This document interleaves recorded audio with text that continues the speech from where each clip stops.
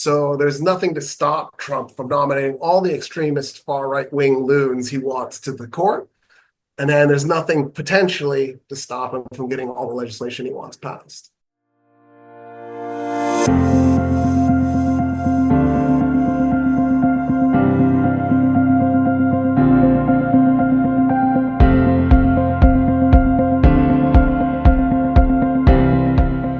Hello and welcome back to The Focus. Just over 2 weeks ago, former US President Donald J. Trump defeated Democratic presidential nominee Kamala Harris. The vote was not the close contest many, including myself, anticipated. People are hurting. People are angry at the chattering classes and have taken it out on elite opinion. Many believe the American political class is blind, deaf and dumb to the rising cost of living and its effect on the average citizen. Trump was re-elected on the promise that he is the anti-establishment candidate, that he has all the answers to make the suffering go away. Is Trump's victory a true turning point in the history of the United States and the world, or is this simply media hyperbole? Join us as Dr. Roy Casagranda returns to us from Dubai to dive into the unpredictable path an angry and frustrated American electorate has pushed the United States into.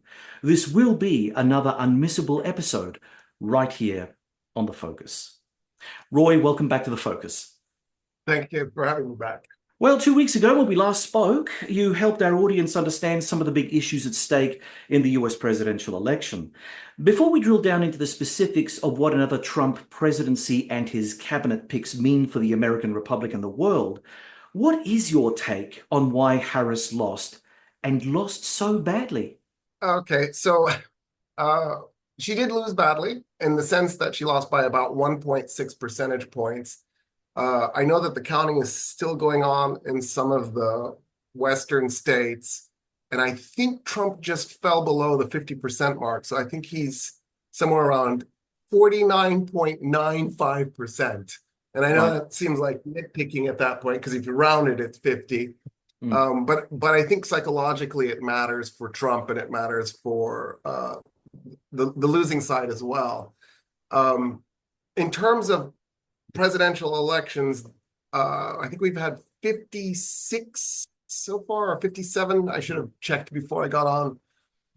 And this is, probably like the 52nd in terms of size of win. In other words, it's a relatively close election for American elections. She did lose the Electoral College by a significant amount, right? 226 to 312.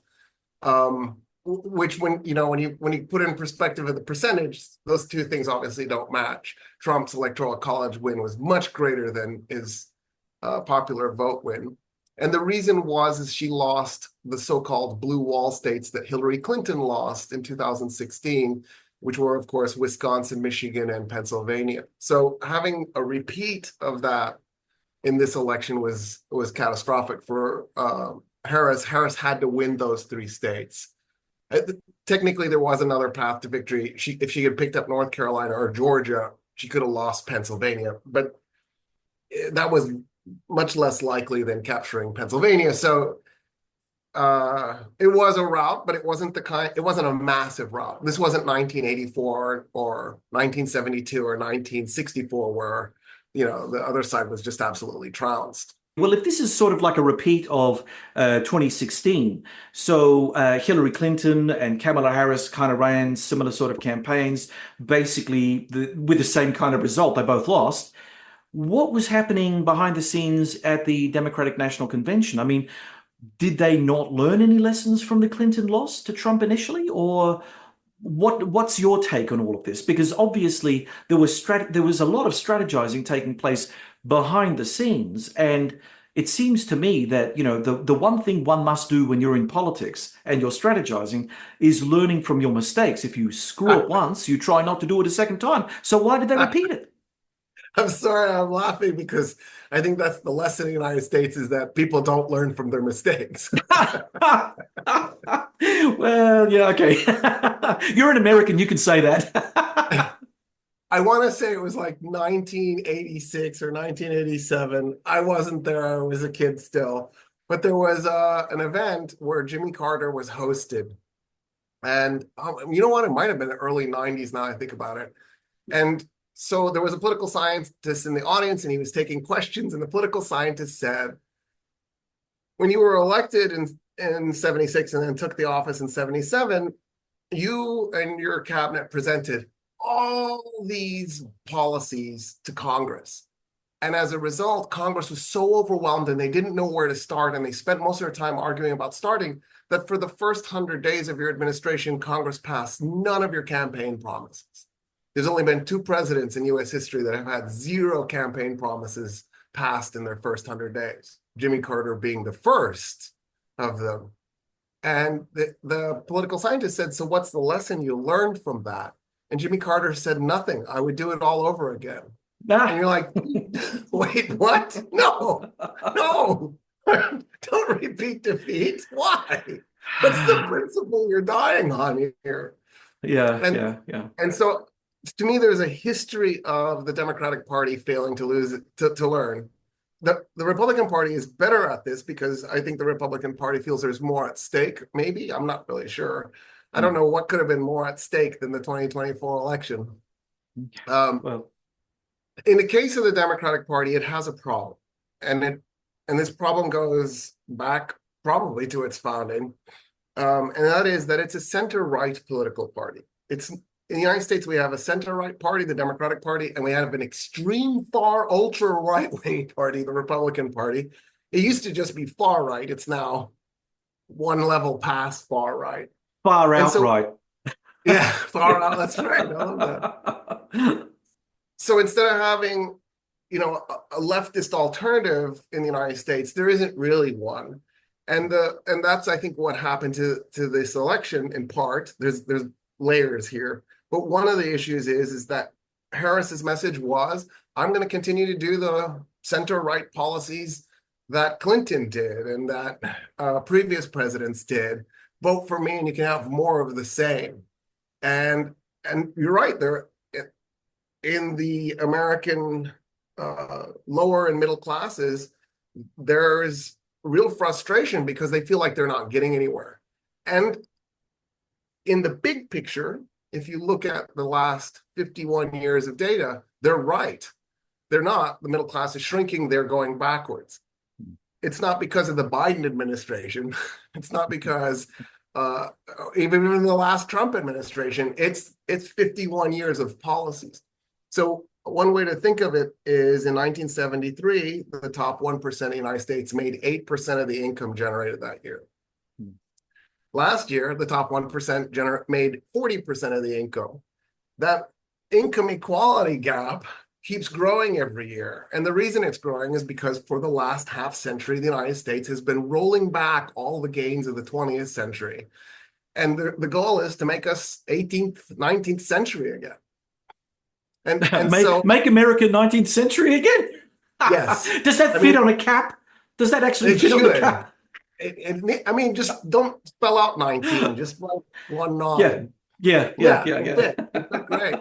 And that's what Nixon's goal was. And that's why 73 is the point where this turns, is because right in the middle of Nixon's, he didn't get 8 years, but that was his goal.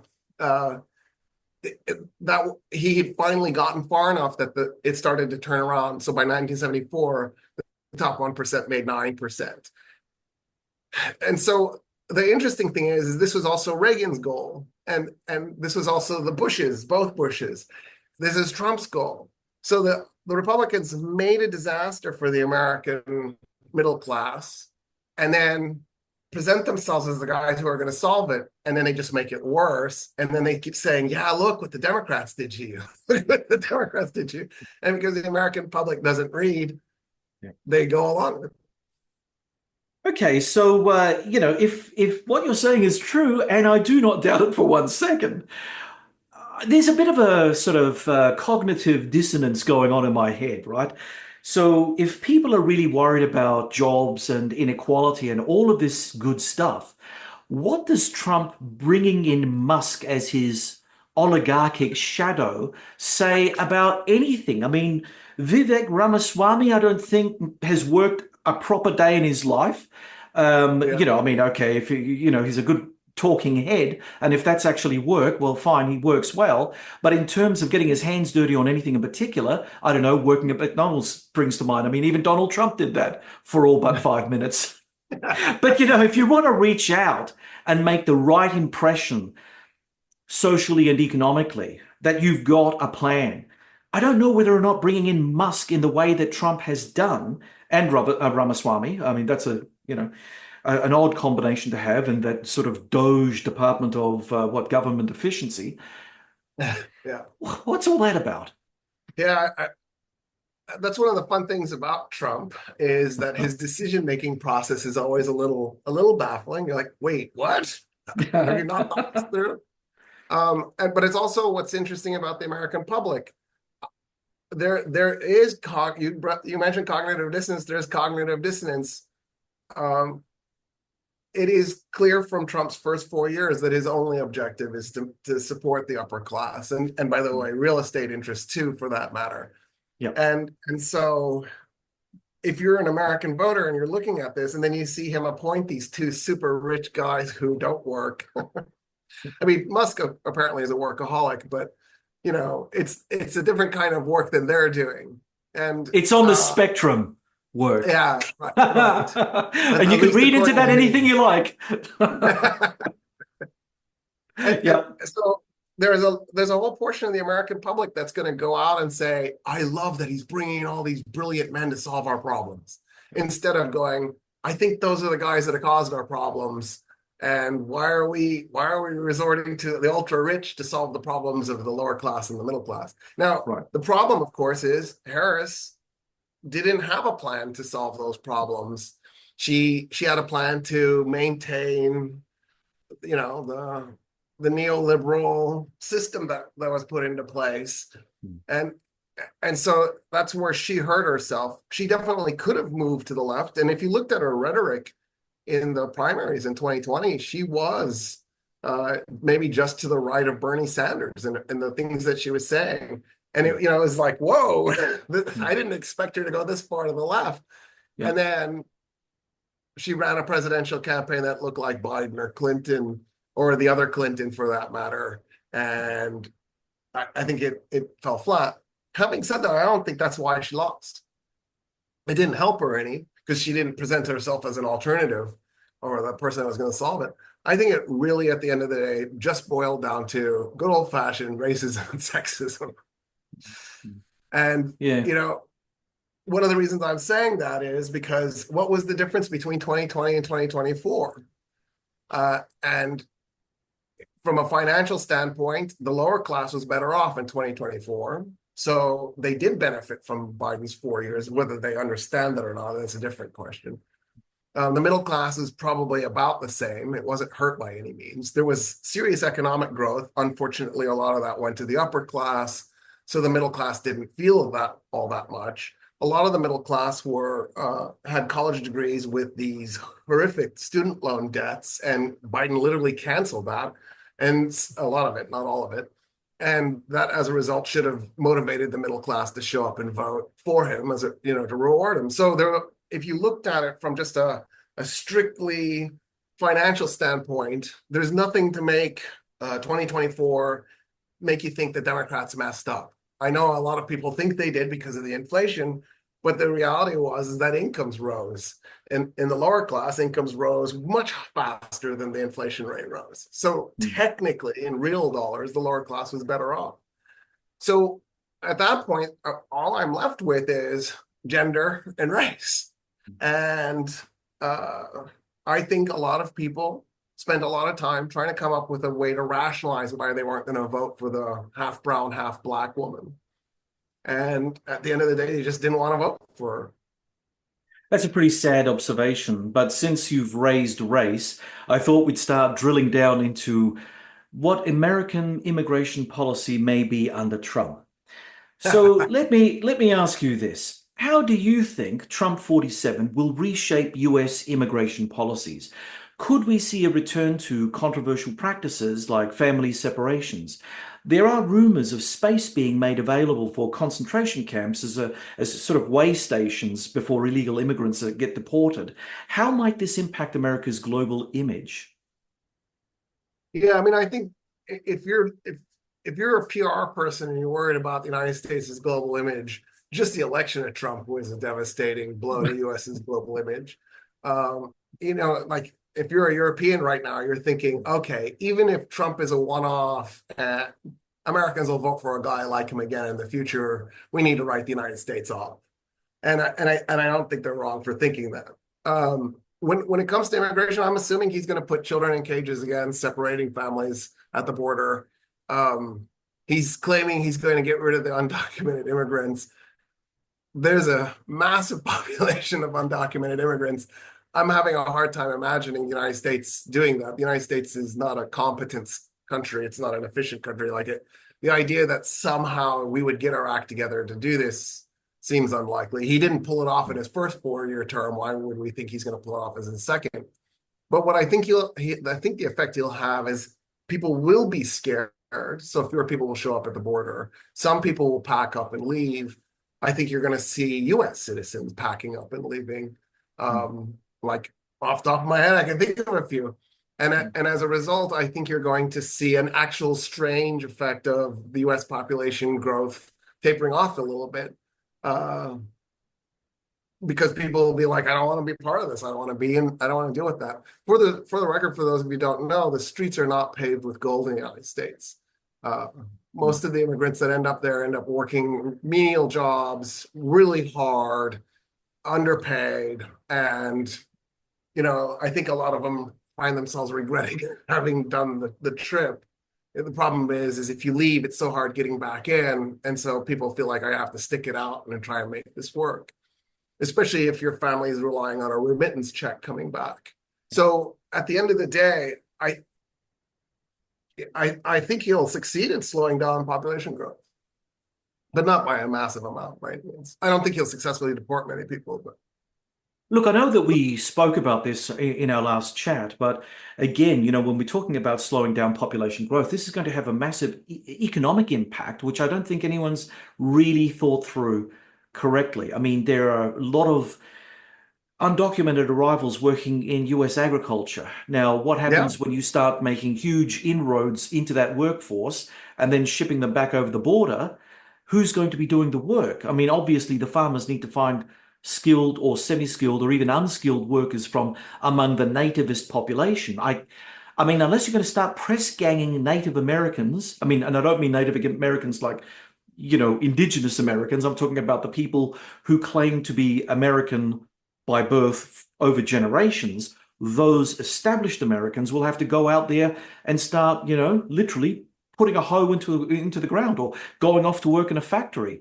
Jobs that they thought they never had to do and they never wanted to do because their parents did it, and the expectation is the next generation does better than their parents did. So if the parents came, from across the oceans to settle in the United States, they did the hard yards, they created the foundation, and you as the kid, the first generation kid, was meant to do better. And then the kid of the first generation kid would do better. That was, I think, the American dream, right? Yeah, for sure. And I do think that there's a sense of entitlement in the United States that will prohibit people from going and applying for that job that's going to pick blueberries.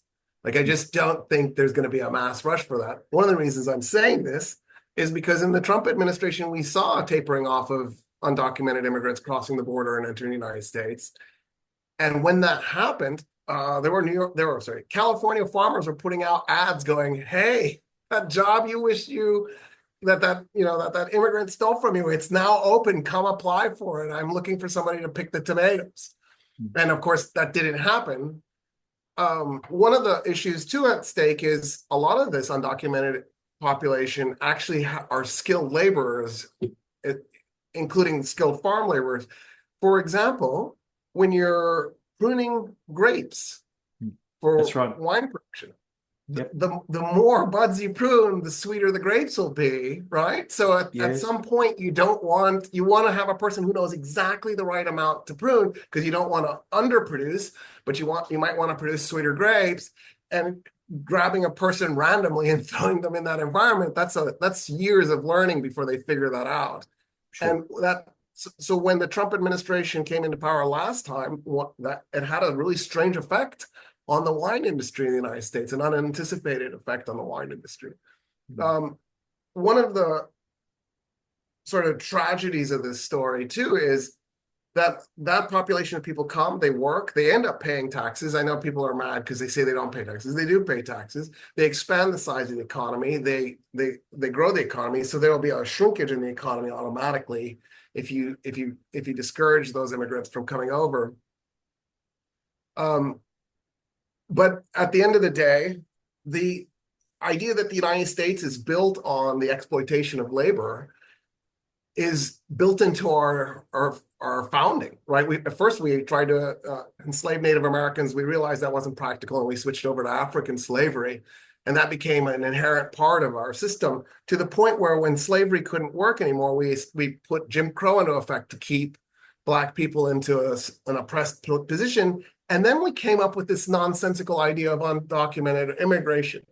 So if you think this through, why would we not provide undocumented immigrants with minimum wage and job safety and job security? And the answer is so that people can hire them, including Trump, for example, and then pay them less, not have to pay insurance. You could skip out on taxes if you wanted to, not pay Social Security if you want to. You could cheat the system.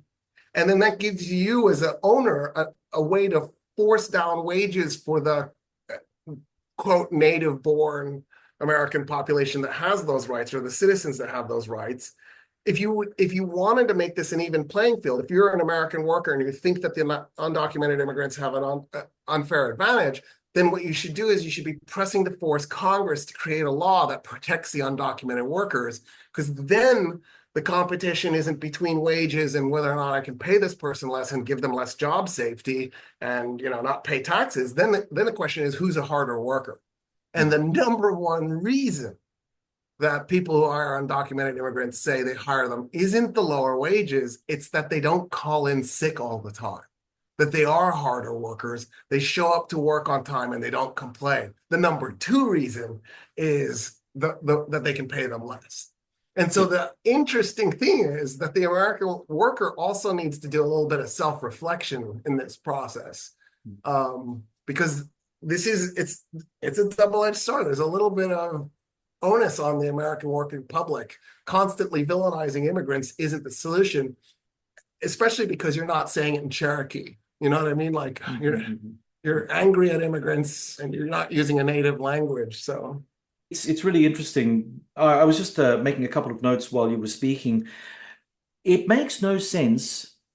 The immigration policies that Trump will put forward make no sense for one very interesting reason that no one wants to touch, and that is America being a capitalist society. And as you rightly and very eloquently unpacked, there is that competition in the labor market between the undocumented arrival who will work hard and work for less than the native worker, right? So, the unions can be the nativist unions can be organized and can say all sorts of things to try to protect themselves in the labor market. But it is the undocumented arrivals who come in who get exploited by the capitalists to do the job, and they know that they can get away with it because, as you say, they do it far better than the local workforces that are unionized, right? And of course, it all comes down to cost. If I'm Elon Musk, I know what I do in a freewheeling laissez. Can I say laissez-faire? It's such a wanky term, but anyway, laissez-faire capitalist sort of system. If I was a big oligarch, I'd say, yes, bring them all in. I don't care. And I will pay whatever it takes to get these people in, and I will traffic them in if necessary. So what will happen when Trump decides to, intern people into camps, then sends them over the border, only for the very capitalists who depend on these workers to funnel their ill-gotten gains into the black market to then re-export these workers back into the United States? One of the strange things that's happened, at least in Texas, I don't know if this is happening in other places in the United States, was that if you went to a construction site in Austin, you would find a security guard there. All 24/7, but even in the day when all the workers are there. The reason isn't because the security guard is worried, the company that is worried you're going to come steal their crane or walk off with their bulldozer. The problem is that people are coming and poaching those workers. And the security guard's job is to go chase them away. No way. Because there just isn't enough of that kind of skilled labor. Like if you're, so I'll just out myself a little bit. I laid block at one point in my life. I also poured concrete, and I also did some roofing and some drywalling. That's nothing to be ashamed of, Roy. Nothing to be ashamed of. I like that I did it. Yep. It was good for my soul. Those were really hard jobs. By the way, laying block was the worst. That was horrible. Yeah. And you're abusing your body, but if you're a good block layer, you're also really fast. I was never fast. I was a terrible block layer. My boss hated my guts. He would come and he'd knock down my portions of my wall because it wasn't straight enough for him. So, like to have the ability to quickly lay block and you're making it straight requires an enormous skill set. It's really hard labor. It's really painful. There's no way people with a bunch of affluenza are going to want to go and do it. Here's a fun stat. 6% of the US population is from Asia. 30% of the US's MDs are from Asia. So as a population, they're 5 times better represented than the percentage in the general population. The reason isn't because Asians are smarter than white people. It's because at the end of the day, the average American thinks, why would I go to med school all those years to do a really hard job where I'm working 60 plus hours a week? That's high stress when I can go get a bachelor's degree and get a decent job and still make okay money. And so there's this sort of built-in, I don't need to achieve to really have a comfortable life. I don't have to go hard. And as a result, Americans have this kind of coddledness to them that doesn't lend itself well if you're going to get rid of the labor force that's going to do the hard work. And I think the nativists haven't thought this through. They just wanted somebody to scapegoat. All right, staying on the same topic, but just slightly altering the line of questioning. It seems that Trump will enable the military to assist in rounding up illegal immigrants for internment and deportation. Knowing from the Royal Australian Navy's experience with Operation Sovereign Borders, our own use of the military instrument to deter illegal immigration to Australia, we know that many sailors involved in its early phases suffered post-traumatic stress disorder and low morale for manhandling undocumented arrivals, many being women and children. How do you think American service personnel will handle this sort of duty? I mean, that's a good question. In Texas, we had both the National Guard and the Texas Guard deployed to the U.S. border.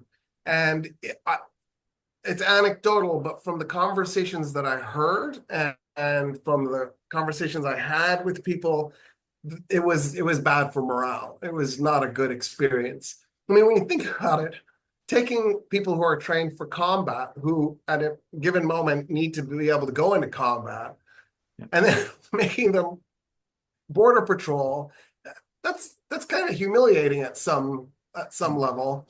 And it's I think it's just always generally a bad idea to demean your military. It's not good. But on top of that, it's been exhausting.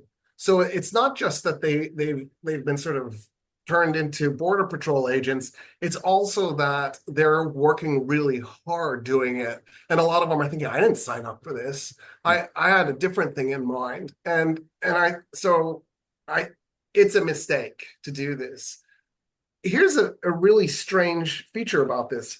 Somehow this is okay in the minds of American citizens. Like, you've militarized the border, and for the record, we have border checks inside the United States. So once you're a certain number of miles away from the border, if you're on a road, you will hit an immigration checkpoint inside the United States. For me personally, I've always found that infuriating because as I approach it, there's a guy who walks up to me while I'm inside the United States and says, "Are you a U.S. citizen?" And my internal dialogue is to just scream at him and say, "Who the hell are you? Get out of my face. What are we, a fascist police state with internal border checks?" And the answer is, yeah, that's what we turned ourselves into. Why? Why would you militarize your border? Why don't we have the Canadian border militarized? And the answer is because the undocumented immigrants who come from Canada, there's not a lot of them, obviously, but they do exist. There are undocumented immigrants coming from Ireland too, for that matter. Again, not a lot, but they do exist. They're white. And so at the end of the day, it's not upsetting. The ones crossing the US-Mexico border are the ones that people are upset about because they're brown, and there's also a significant Black population in it.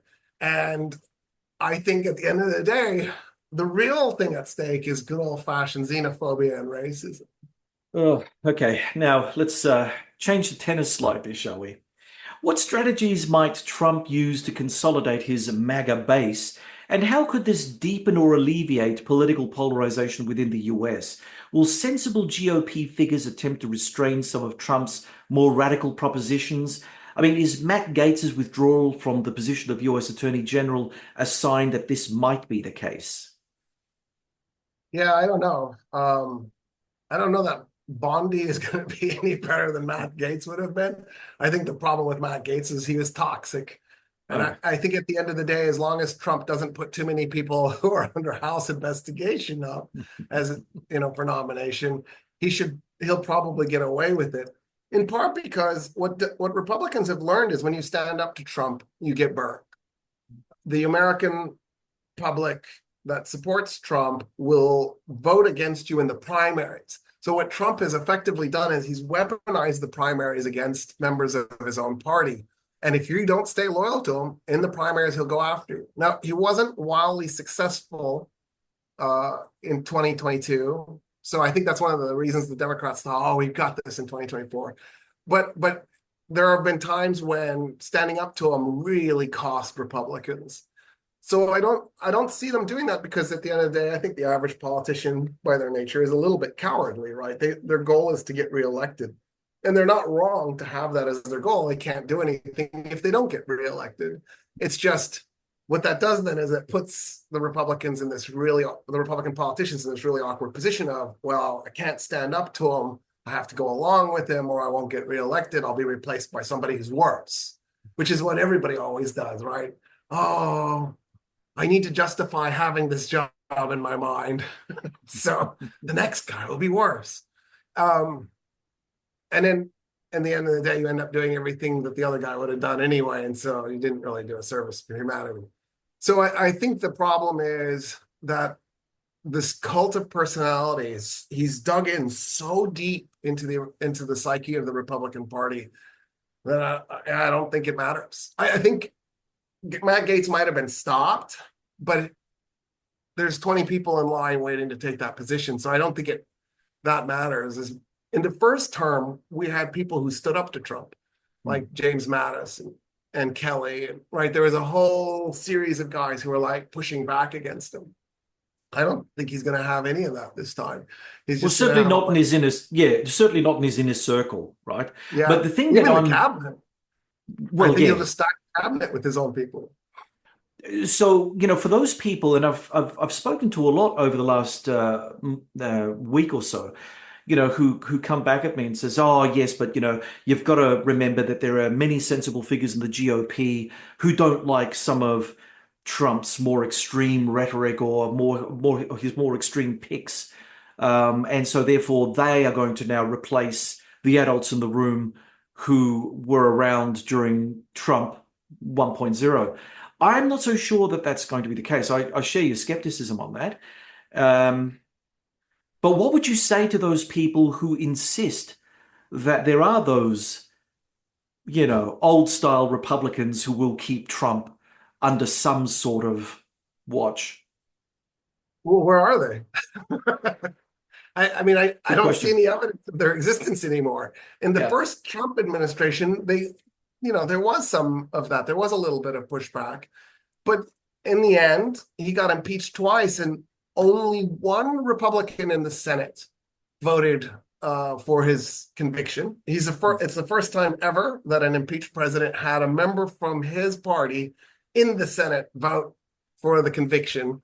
And it was Mitt Romney. And, the response was that the mob on January 6th was actively looking for Mitt Romney and almost nabbed him. They were just a few feet away from him. And so Mitt Romney almost paid the price with his life. Wow. And I think everybody heard that loud and clear. Like, Trump isn't messing around at some level. What I can't comprehend is that the system that's in place, like, for example, the Electoral College, that's supposed to prevent having a person who is clearly not fit for the office, just the system doesn't work. The Republican Party failed, the Democratic Party failed, the Electoral College will fail. Like, it hasn't cast its vote yet. It's still coming. It'll be next month, but still, like, I don't see why it would suddenly all of a sudden rally and stop Trump from gaining the presidency. So the system that I think people think is in place to prevent this, I don't think it exists.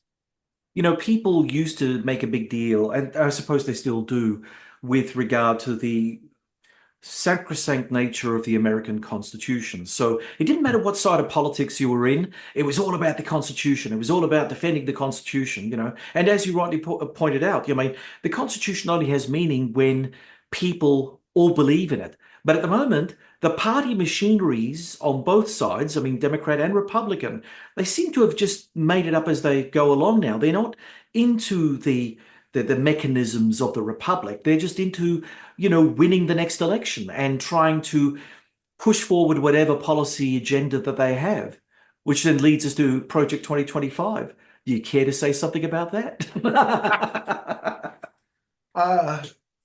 You know, I may have said this on the show last time, but I watch A Handmaid's Tale, and my wife's like, "Why do you watch that horrible show?" And my answer is, I want to know what the future is going to be. Right. 2025 is definitely frightening. Trump keeps saying he's not part of it. We all know he's lying. He's definitely part of it, and it'll be interesting to see how much of it they can roll out.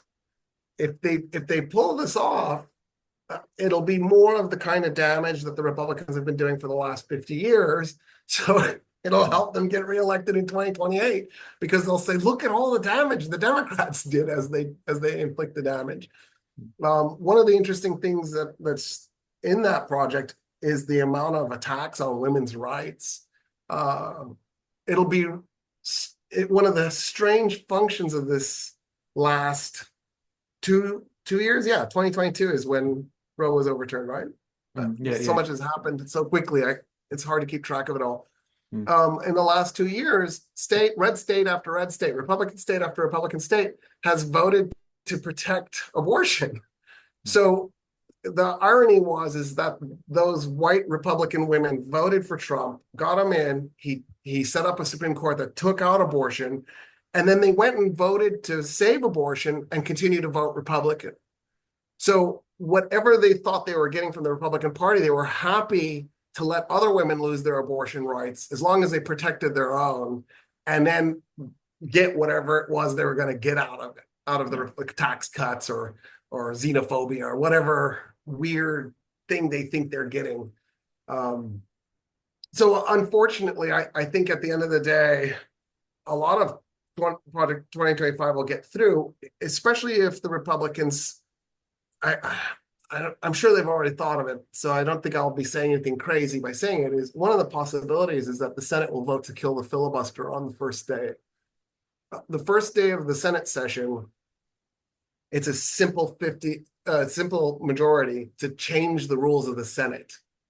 So what they can do is on the first day go in and vote to change the rules and get rid of the filibuster. If they do that, at that point, then because they have the majority, they could literally pass any law they wanted to, one after the other.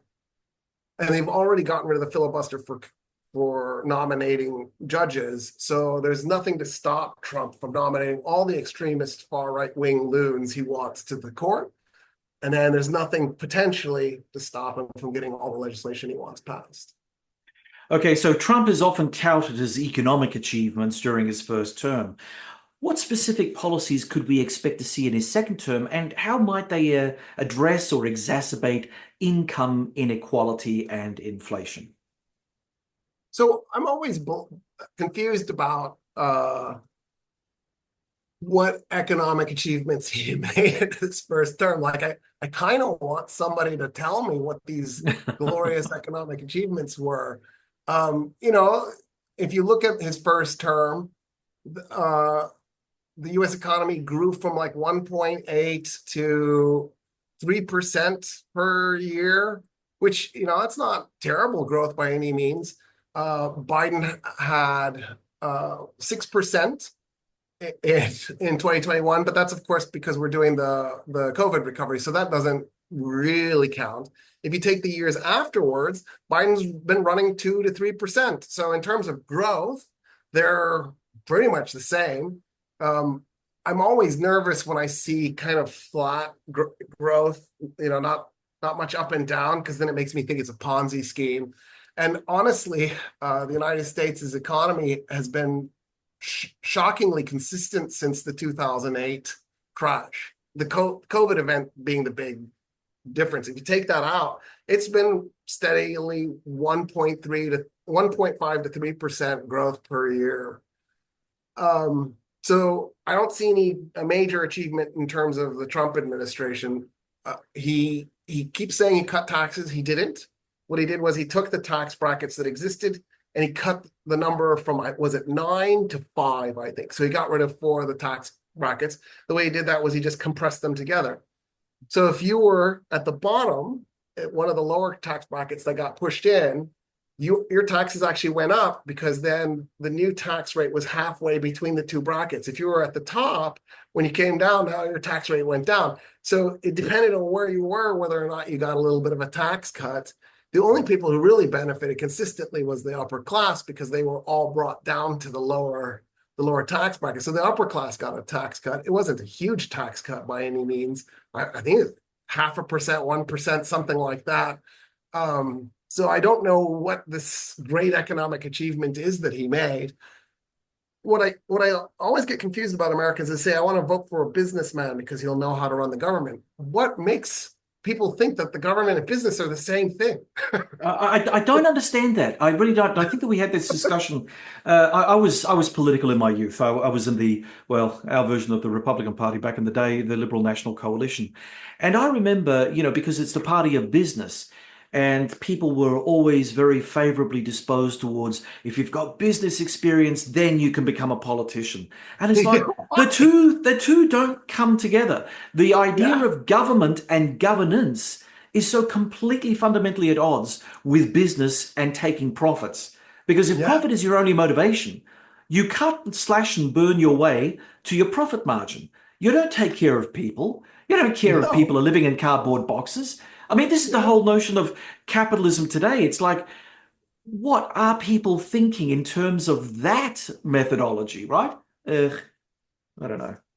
And then to make things weirder, there's this whole function It's weirder? of, like the mantra that you keep hearing is, well, Bush Jr. was a businessman, Trump was a businessman. Yeah, but Bush and Trump were two utterly failed business people who were really awful at it and lost so much money and kept declaring bankruptcy. I mean, Bush Jr. bankrupted an oil company. How is that different than finding out that there was a Colombian cocaine cartel that bankrupted a cartel? Like, how do you bankrupt oil?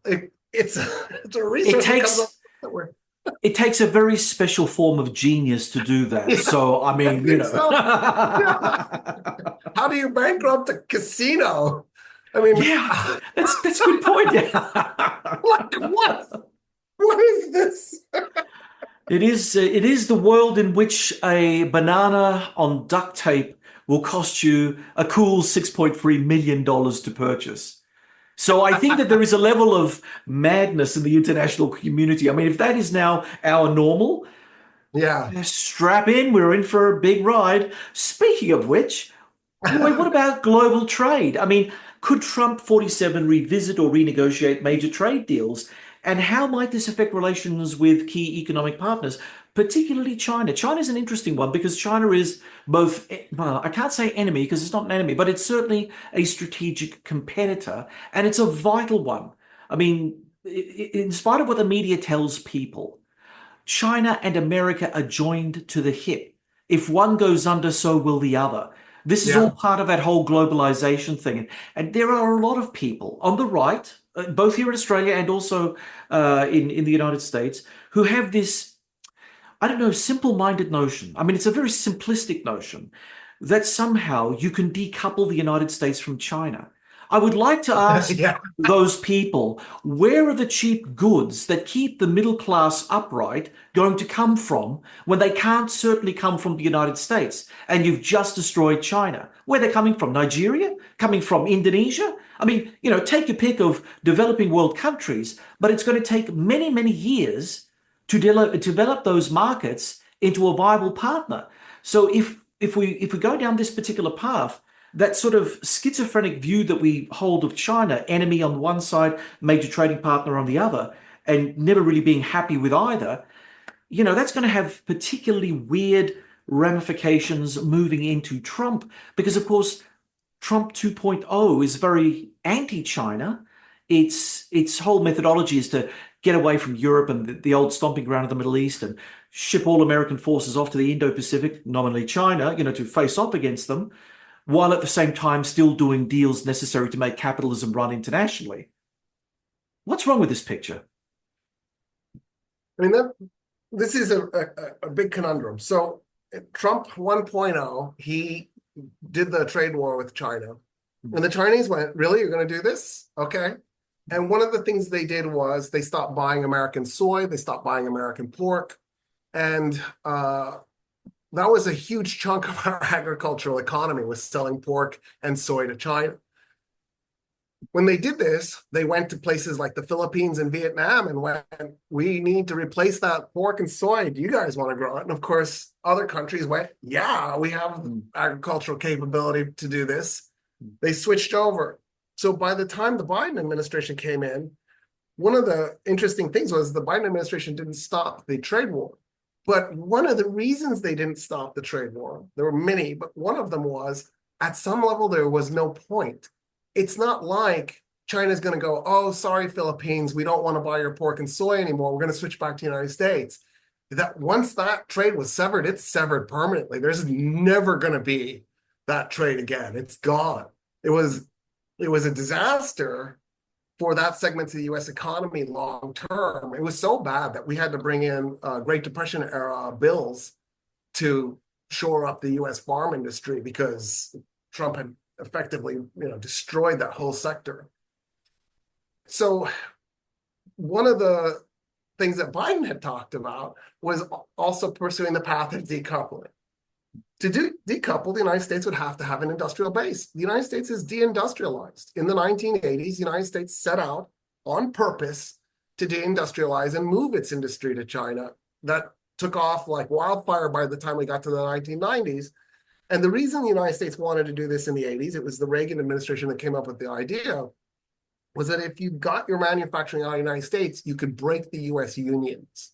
Right. And then long term, at some point, once the unions were destroyed, you'd bring that manufacturing back. That was their thinking. And then you could pay cheap wages, no insurance benefits, and you don't have to worry about job safety because there's no union to fight back. And of course, that never happened. The jobs never came back to the United States. Interestingly enough, a little bit of them came back during the Biden administration. The United States did see an uptick in manufacturing, but not enough to decouple from China. So that's not a path forward unless there's actual industry. It doesn't even have to be in the United States. It could be in Mexico or it could be in Indonesia. But like you were saying, that's going to be years in the making before that could even take place. And again, it speaks to the whole affluenza issue where the United States thinks that it's entitled to a certain amount of wealth. At the end of the day, when we go to war with a third world country and smash it to pieces, I think that many people in the United States go, well, that's how this works. We go to a third world country, we smash it to pieces and steal its resources or buy them for cheap. That's just the system. If God had wanted it to be otherwise, I would have been born in Guatemala, and that Guatemala would be born in the United States. And of course, that's exactly the wrong mentality we need to be taking into a global world. The Clinton administration believed that the only way to prevent China from being an enemy was to hook it into our economy. But of course, in the process, it hooked our economy into theirs. Yeah. And I'm not ready to abandon that idea. I think we should do that with the whole planet. Like cutting Cuba off and cutting Iran off is exactly why those countries are rogue states and they're not cooperating. I don't think Cuba's a rogue state, but Iran definitely is. if you were to set up trade with those states, you could definitely start to reel them back in because everybody loves prosperity, cultural exchange, exchange of ideas, innovation. Why would states want to be isolated? And so what I'm worried about with this war with China is long term, it will push China away. China will become more hostile and more aggressive. Now, I think what the right is saying is China will eventually become more hostile and aggressive anyway. It's inevitable. So I guess my question is, why speed it up? What it's like, the smoker who says, well, I'm going to die anyway. Yeah, but that was in 20 years. Why do you want to die now? Let's wait the 20 years. Maybe something will change. Yeah, sure. Okay, so we've covered off on China, but then again, there's the other group of partners across the Atlantic, the European Union. Trump is a rather ambivalent figure when it comes to getting him to commit to the European Union in any substantive way. I think he sees the European Union as also a strategic competitor of sorts, certainly an economic one. And I think that he wouldn't mind if the EU gets taken down a peg or two. If that were the case, and if he were to start rolling out, I wouldn't say anti-EU policies, but you know what I'm saying, policies that certainly favor the Americans over any sort of partnership with an EU territory. I mean, is that going to be something that we can also look forward to, in this new world disorder we're rapidly approaching? Yeah, I mean, I think Trump's attitude is let's burn it all down. So burn down the European-US alliance. So post-World War II, the Soviet Union. So I grew up in the Cold War. I reminisce.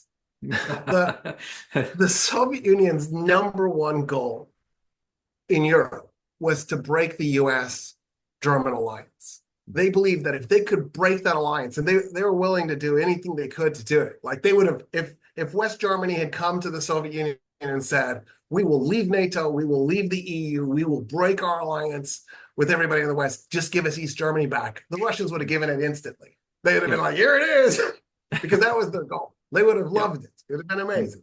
The West Germans were clear that that wasn't a good path, so it was never on the table. Trump comes along, and he says, I'm not sure I'm going to respect Article 5 of the NATO treaty. And the Germans heard loud and clear the United States was no longer a reliable ally. All of Europe heard it.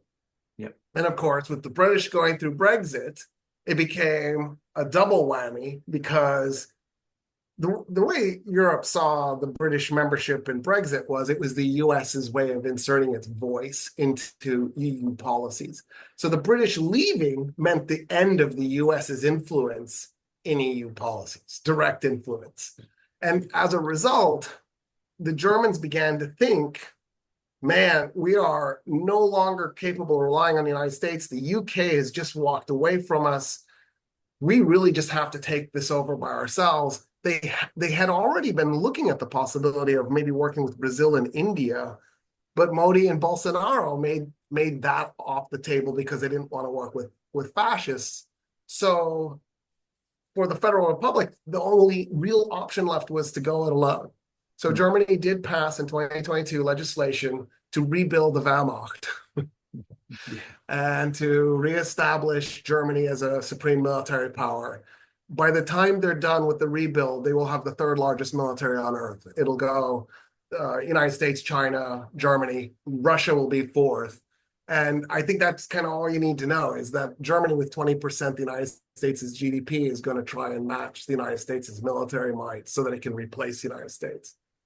Going to war with Europe economically just pushes Europe further away. So it's a self-fulfilling prophecy. Like if you think that Europe's a competitor, wait till you see what it's like when you're no longer providing them a service. Doesn't it also fly in the face of the whole art of the deal philosophy, right? I mean, the whole art of the deal philosophy is about finding leverage on your opponent. And look, we talked about China. China could be a potential problem for Trump. And to have had a Trump administration nurturing the relationships among its Western allies would be a form of leverage that it could successfully use to strike a bargain or a deal or whatever. But if he chooses to burn the very people that American international power is based on, The question then is, what will that mean for American power? The American strategic footprint will retract. No one trusts the United States. No one wants to work with them unless they work with them in a transactional way. We can never Yeah, be, we can never really find the level of predictability in US policymaking. So obviously, Trump and other people who follow him in the future are short selling themselves at the moment. They're shorting themselves, right? yeah, absolutely. Uh, So there's two things with this. One, which is directly what you're saying, like if you break all your relationships and then switch over to transactional relationships only, so it's no longer about creating relationships, it's about transactions, you've lost a bunch of leverage. If you have a good relationship with the state and you treat them as an ally, you treat them as a friend, you have enormous leverage because you can literally go to them and say, hey, I would like X from you. And they might not, it might hurt them a little bit, but they might be willing to do it just because you have that connection. Look, I was talking to a business leader in UAE last year, and I said, what is it like doing business with the United States, right? Because obviously Arab economic behavior is very different than US. yep. For that matter, I think the whole world's economic behavior is very different from the US. Canada's economic behavior is different from the US. And he said when we would first do deals with the United States, they'd come in with these big demands, and we would give in to them because we thought we were creating a relationship.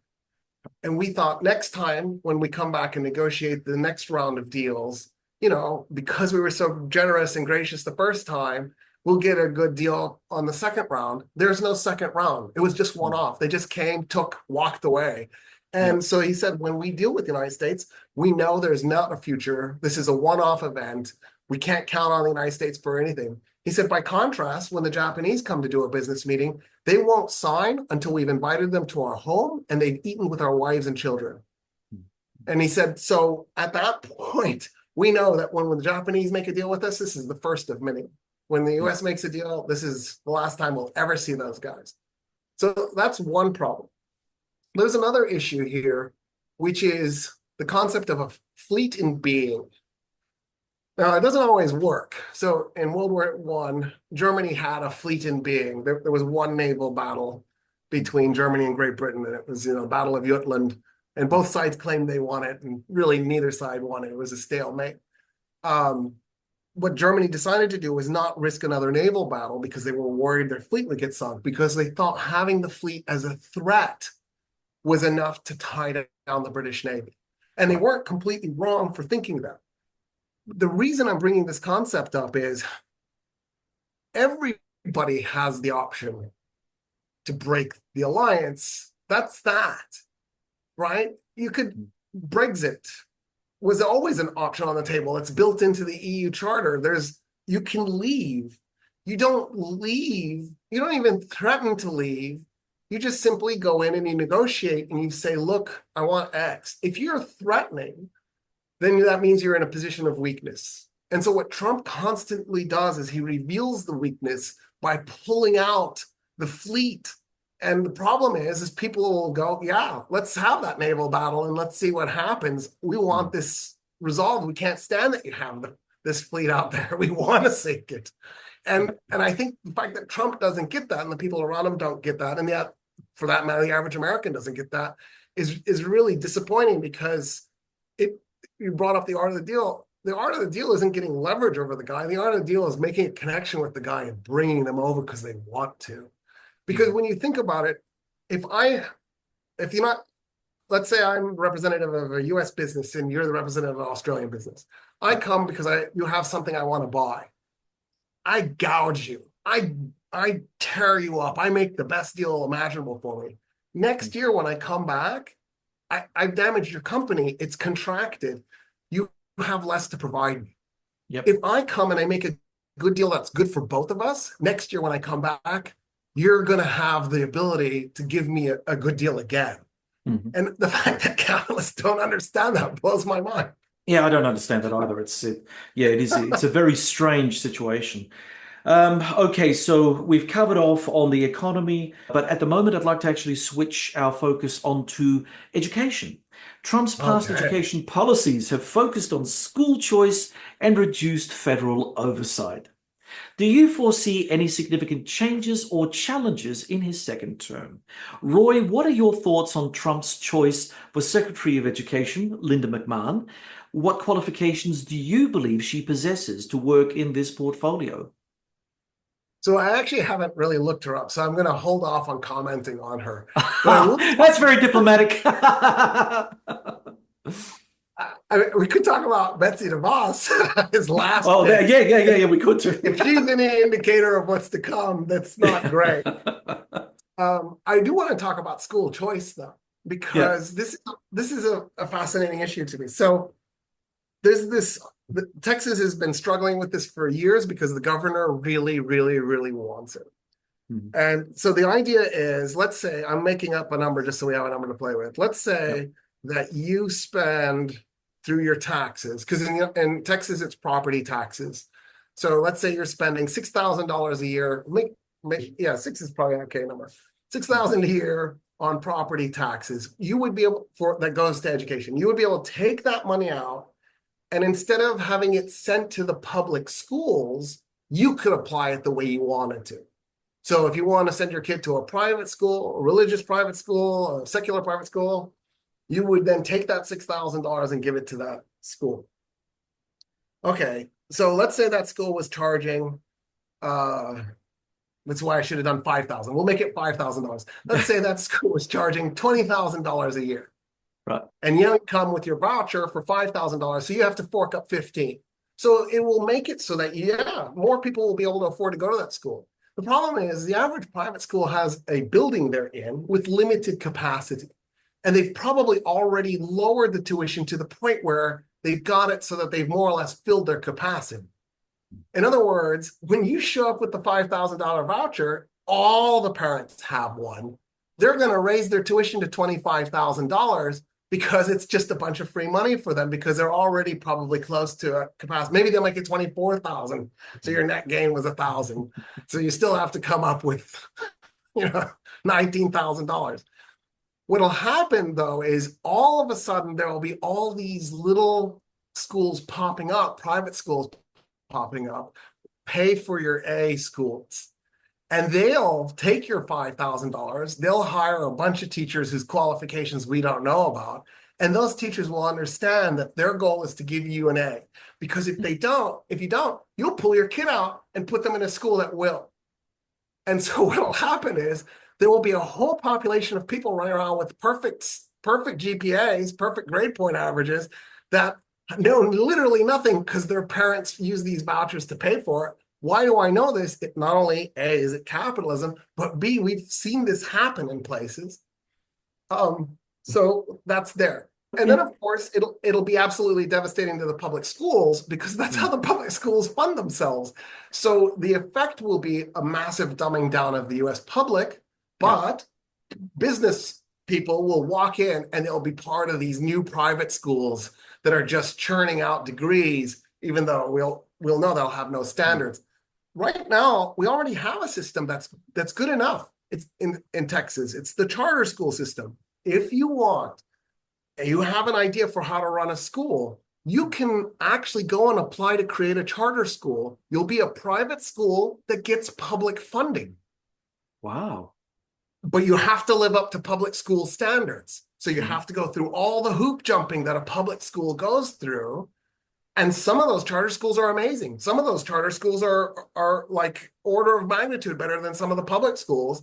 Some of the charter schools are terrible. Like it's a full range, but some of the public schools are terrible. You know what I mean? Like it's just what you would expect. But there's a standard. It's already in place. Why do we need to burn the system down and destroy the public schools? The only reason to do that is to dumb down the public and make a bunch of money for rich people. Okay, the next point of controversy, Roy, is healthcare. Trump has promised to replace the Affordable Care Act. What realistic options does American healthcare have now under both RFK Jr. and celebrity medic Dr. Oz to overhaul the healthcare system? And how might this affect access and affordability?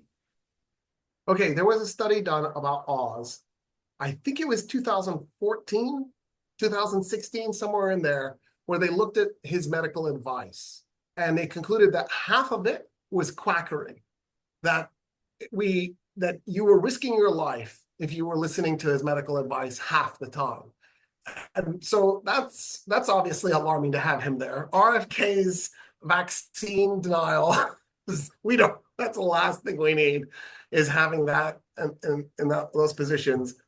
So those set off my alarm bells. Both of those appointments set off my alarm bells. Having said that, there's a part of me that's happy with what Trump is proposing, which is fixing it or replacing the Affordable Care Act, because what I think he'll do is what he did with NAFTA. So the North American Free Trade Agreement between the United States, Mexico, and Canada that was created under the Clinton administration, he claimed he replaced it. He didn't replace it. They went in and they updated the treaty. The treaty needed updating. It was 30 years old at that point. You don't want to function on an unupdated 30-year-old treaty. And then he renamed it the United States, Mexico, Canada, US agreement.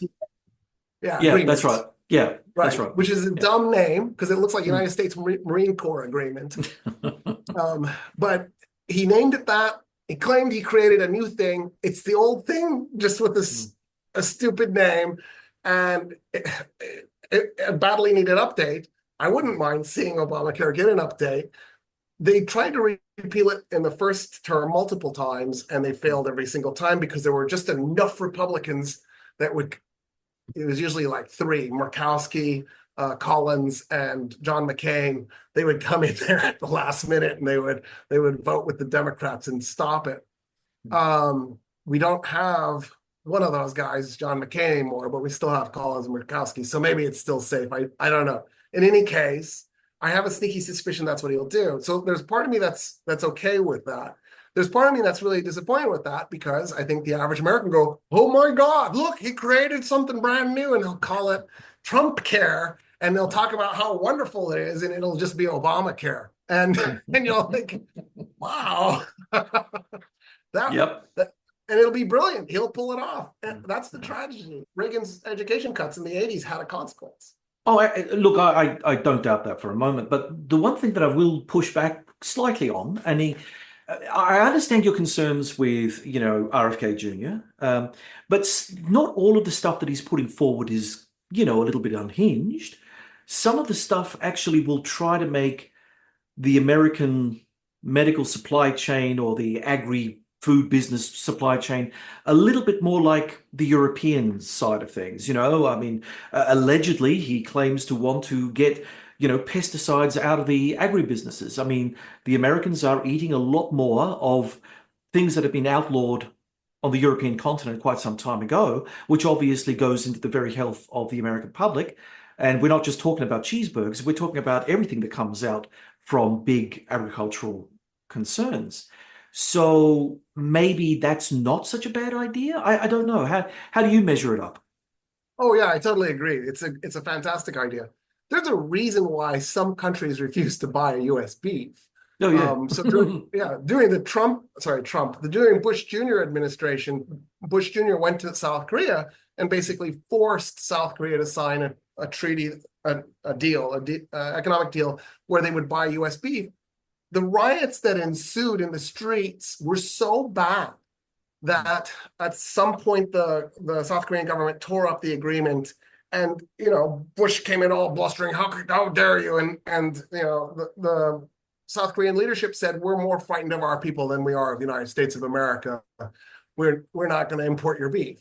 And of course, South Korea is this big barbecue eating, beef eating country. So this was huge. They're not wrong. The quality of U.S. beef is definitely alarming because of the kinds of things we do in our agricultural system. So to that degree, yeah, I love it. There are probably some other things that I would totally agree with Kennedy on. My problem with him is really the anti-vaccine thing that he keeps talking about, and some of the conspiracy theories that he's gotten into. But when it comes to food, yeah, we're on the same page. Yeah. That'd be something. Well, I mean, it would be something. I mean, to at least if RFK were to do that and only that, I think that maybe he'll come out of it smelling like a rose.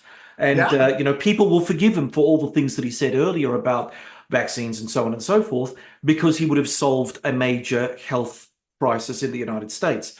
We can only live in hope that that's what's going to happen. But then again, we've got the other issue that needs to be looked at, and that is military priorities and defense. So Trump is the anti-war president. So how might Trump approach defense spending and modernization efforts? Are there any indications that he might shift US military strategy globally, especially in the Indo-Pacific, or with existing NATO commitments? Furthermore, do you believe that the nominee for the post of Secretary of Defense, Pete Hegseth, has the required skills necessary to drive a multi-billion-dollar bureaucratic juggernaut that is the US Department of Defense? Do you think Hegseth will encounter organizational resistance? So Hegseth, of course, is completely qualified for the job because he worked at Fox News. Yeah. You know, he was in the military Right. at one point. Yeah. Look, I mean, it comes down to a very simple thing, I think, and I have worn the uniform over here, just as a humble reservist, but nonetheless, I've hung out with a lot of military people in my career.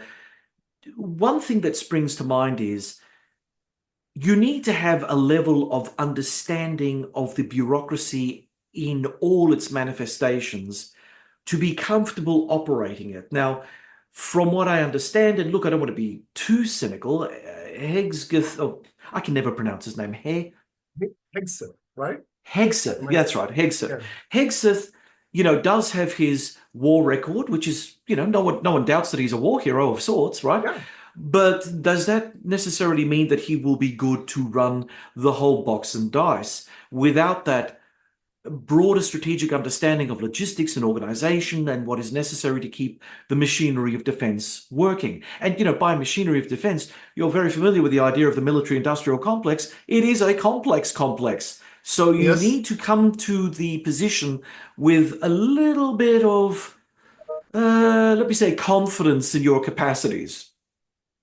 I agree. I think that one of the problems that we've had in the United States really since the mid-1970s is the American public has moved away from trying to vote for the technocrats, the bureaucrats, and keep trying to vote for these outsiders like Trump, people with no experience. And the problem is, it's true those technocrats who had been in the bureaucracy for 20 years might be corrupt, but they're also incredibly experienced and they also know what they're doing. And so there's a consequence of, corruption versus incompetence, which is worse. And from what I can tell over the course of the last 100 years of US history, incompetence is definitely going to be worse than corruption. It's better to have a corrupt, competent bureaucrat than an incompetent bureaucrat. And I hate to say it, but that's just the reality of electoral republics. Maybe there's a better political system out there, but that's what we're stuck with at some level. It'd be great if we could have clean, competent bureaucrats. So my assumption is that Hegseth simply doesn't have the experience to pull off being this position that he's going to be in.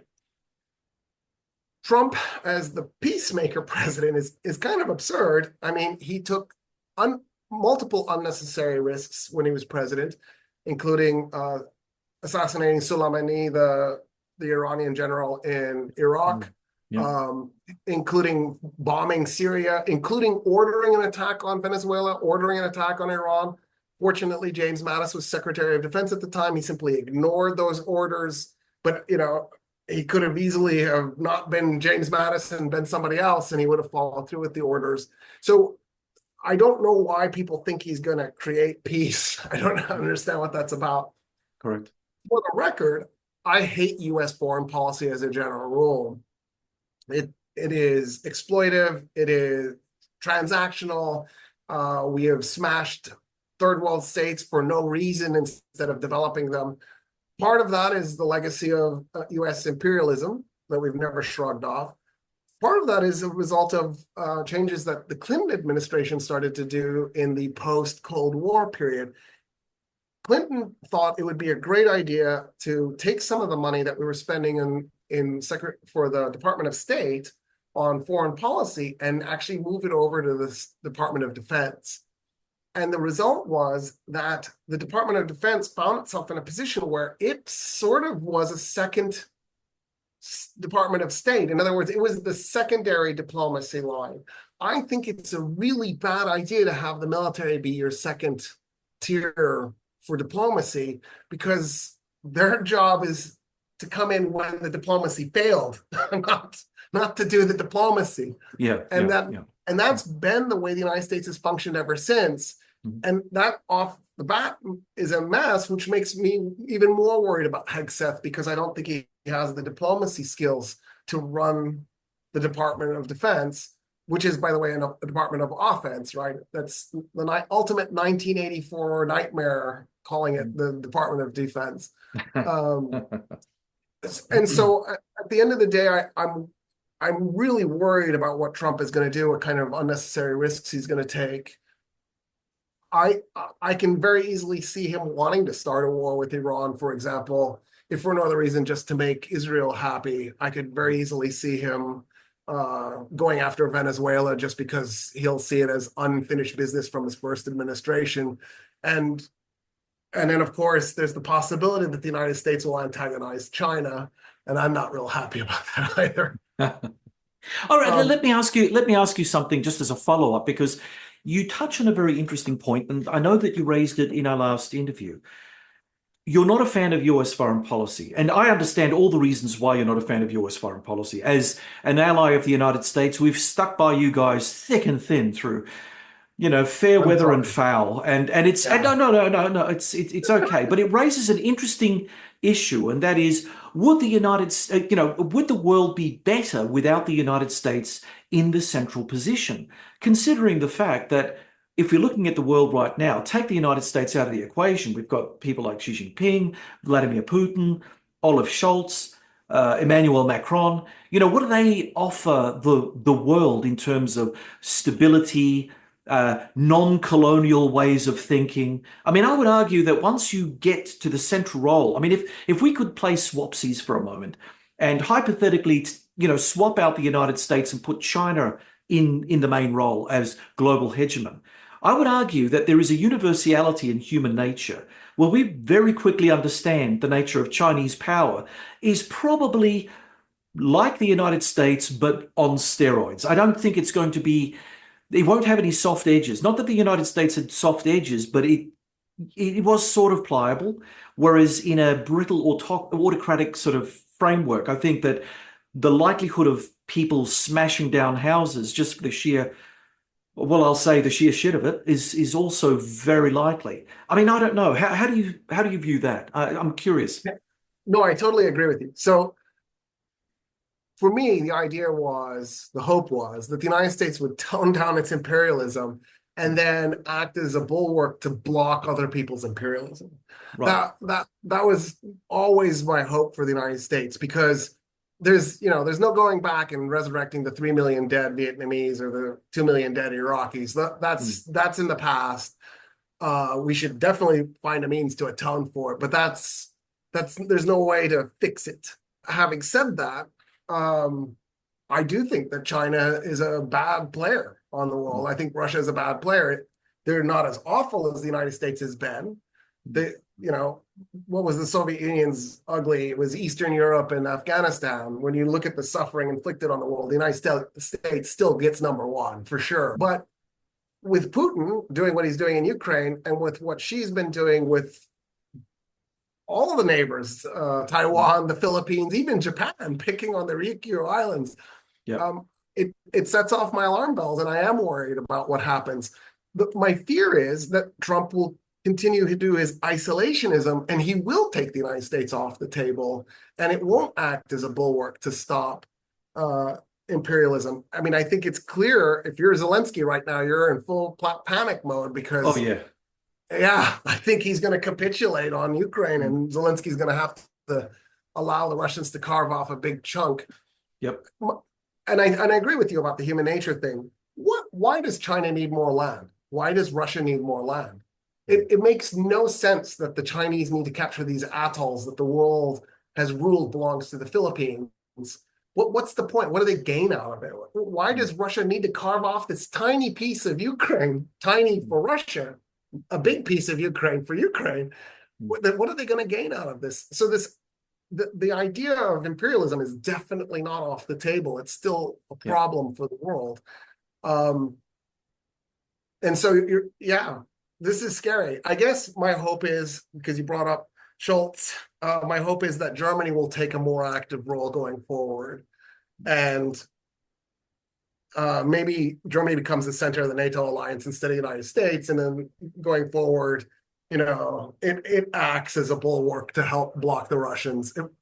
It'd be powerless against the Chinese, but at least it could stop that kind of imperialism on that end. And then maybe India can work. But India is having fist fights in the Himalayas with the Chinese. Like the Chinese are literally picking on every neighbor right now. Yeah, they are. They are. I'm John Bruni, and you're listening to Sage International's The Focus podcast from Dubai in the UAE. We're speaking with Professor of Government at Austin Community College, Texas, Dr. Roy Casagranda.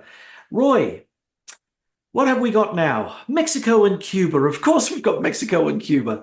Under Trump 47, could we expect closer collaboration with Mexico on immigration and border security, or a more confrontational approach? I hear that there are plans being hatched to send in US special forces to take out Mexican drug cartels. And what are the chances of easing or tightening relations with Cuba with Marco Rubio, someone of Cuban descent, as US Secretary of State? Yeah, I'm assuming that Rubio is going to make sure that any gains that we've made in terms of normalizing relations with Cuba are gone. Right? He's going to go the other direction. His goal is to burn Cuba to the ground. The Cuban American population is very, very angry at Cuba, and so I just don't see how we proceed forward with peace being on the table. So I think that's kind of a disappointment, because it is my position that normalizing relations, creating trade, having tourism creates understanding and usually calms things down. And so the last thing the world needs is just anybody to have more isolation.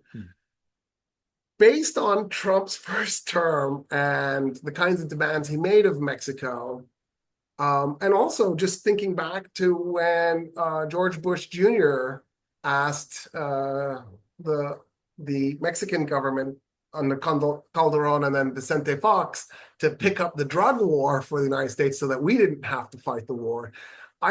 I can't see Mexico being especially cooperative, especially because of the government that's in charge with Mexico. It's a center-left party, right? Yeah. They're not going to agree with the Trump administration on too many issues.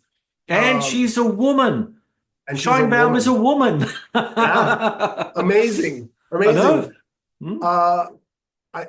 I should have looked this stat up too. I believe there are more women in the Mexican Congress than men. I think women are now a majority in Mexico's Congress. So not only do they have a woman president, but they control Congress, which is really amazing, because the United States is like 23% of our Congress is women. So, and Mexico has just made it a few years ago that it's state by state, but the states can legalize abortion, and so multiple states have already done so. So Mexico is going in the right direction as the United States runs backwards. Maybe Mexico and Canada can be the new hope in the Western Hemisphere going forward. Or Brazil, Canada, Brazil, Mexico, replace the United States. I don't know. Look, the only thing is, the notion of Trump being an anti-war person, but contemplating the idea of sending in US special forces to take out the drug cartels. To me, that sounds like a war. I know it'll be called a policing action, because really those people there are trying to get rid of a criminal activity, which has been sort of a cross-border issue for the United States for many years. But to me, if it looks like a war and smells like a war, it's a war. Most of these cartels are armed to the bloody teeth. They've got all sorts of heavy equipment. So it's not a matter of just, going over the border, taking a couple of pot shots, killing a couple of narcos, and then buggering off back to the United States, put your feet up and relax. It's not that kind of war. It wouldn't be. It would have to be a long, protracted occupation of Mexico, which the Mexican people will never tolerate. No, of course not. The United States and Mexico don't have a great history together. The United States literally annexed the northern 51% of Mexico, and then says, and we don't want you crossing the border coming into your land that we stole from you. The irony of ironies. The two states that are the two largest GDPs are California and Texas. The best real estate in the United States is the land we stole from Mexico. So it's like wrong at every level. Yeah. The problem that Mexico has is the United States. The drug cartels exist in Mexico because they're taking the drugs to the United States. The problem is that Americans are using the drugs. What we should do is we should use special forces to break into people's homes and shoot them so they stop using the drugs so that Mexico can get the crime relieved. Wow. I'm glad that you're not home affairs or whatever the ministry is over there.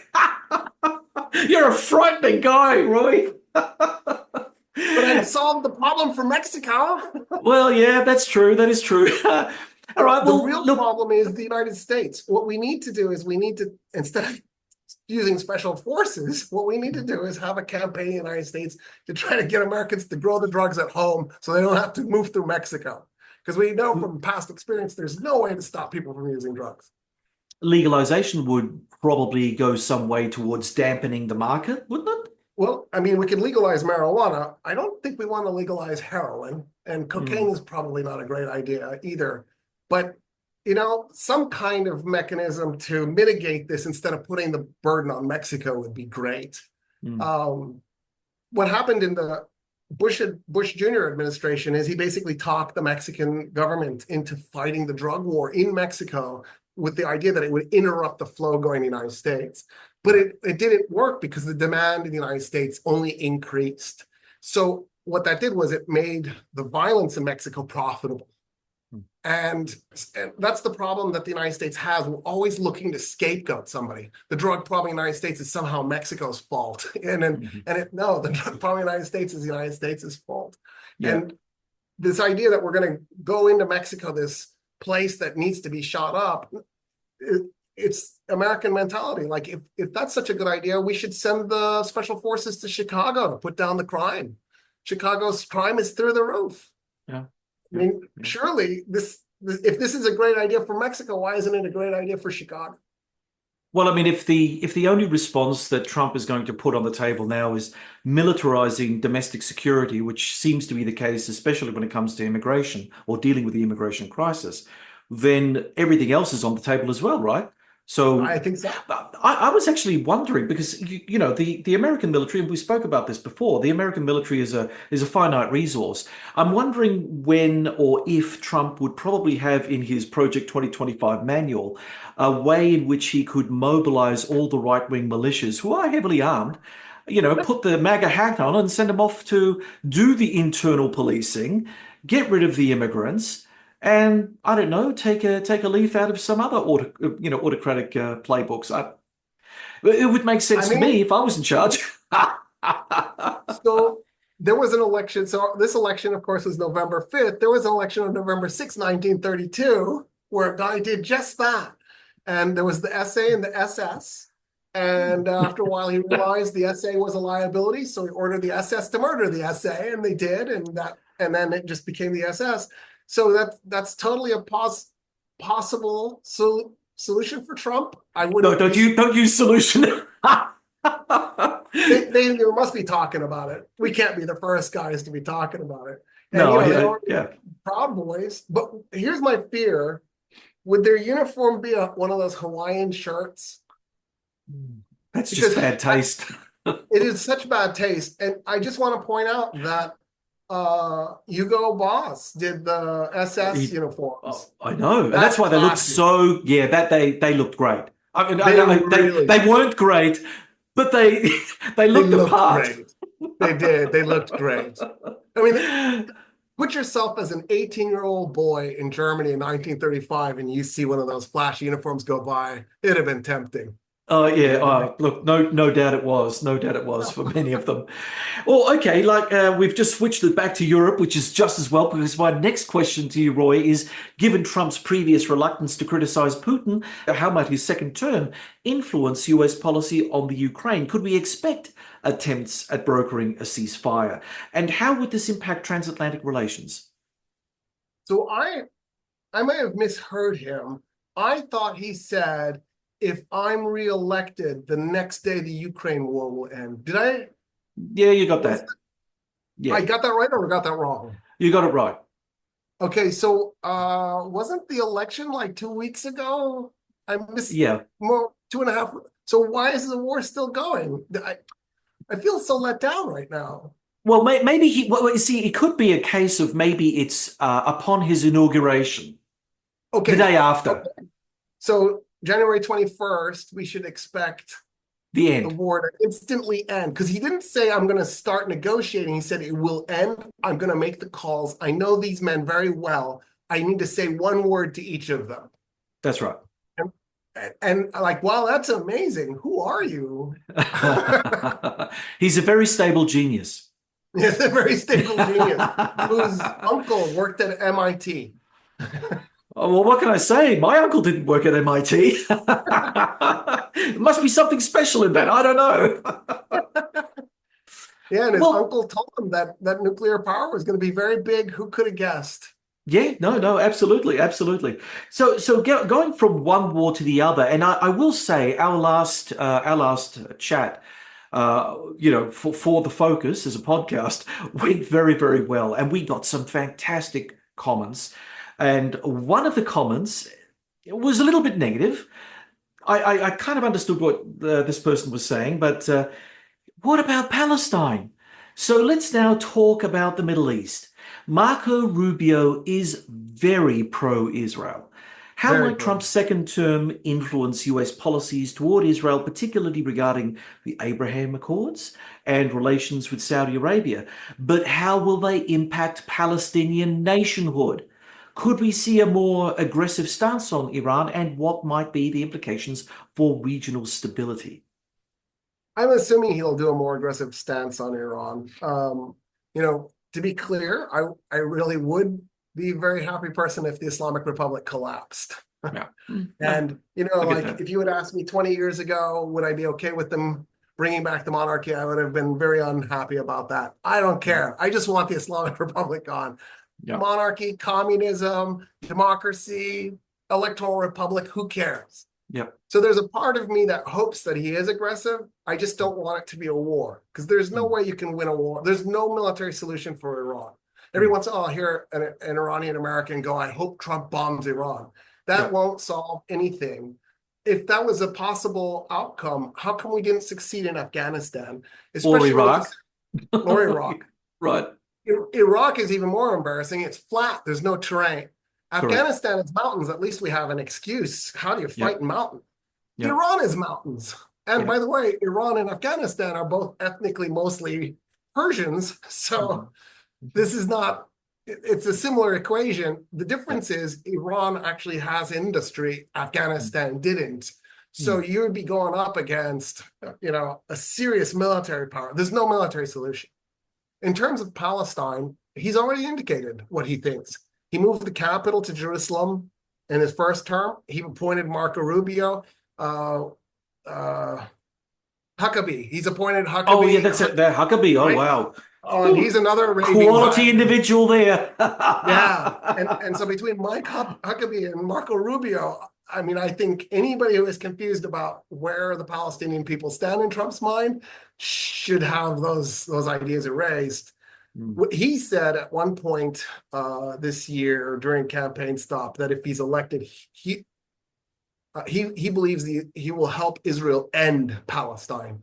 I don't think he misspoke. I think he meant not end the war in In Gaza. He wants Palestine. to end Palestine. I Yep. think there's zero possibility that he's going to push for a two-state solution. A Mm. two-state solution is an awful idea anyway, but Mm.